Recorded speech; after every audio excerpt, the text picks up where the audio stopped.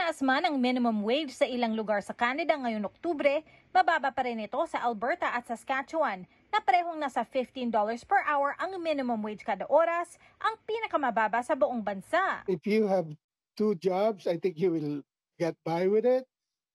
But if you're just doing 8 hours or 40 hours a week, it's a little bit hard.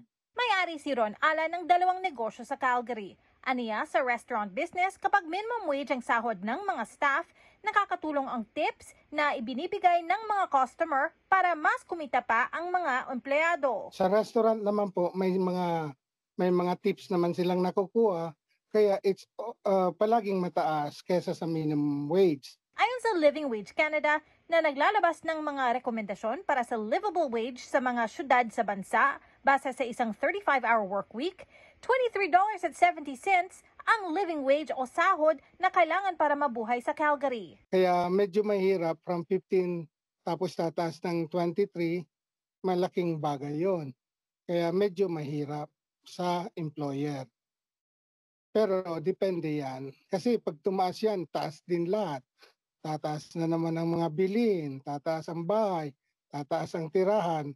Lahat naman, by end of the day, lahat naman tayo consumer, maapektuhan na naman tayo niyan. 6 na taon nang hindi nagbabago ang minimum wage sa Alberta. Ayon sa isang statement ng Ministry of Jobs, Economy and Trade ng probinsya, minomonitor pa rin nila ang sitwasyon sa Alberta dahil importanteng issue raw para sa gobyerno ang minimum wage. Wala namang ibang pupuntahan yan kundi itataas ng gobyerno yan. Yun ang totoo niyan.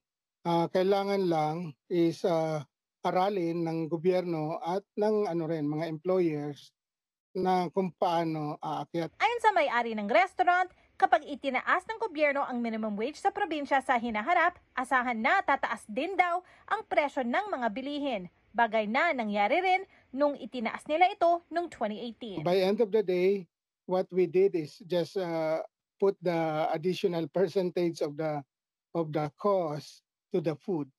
So that's what happened. Teresa Barrera, Omni News, Vancouver.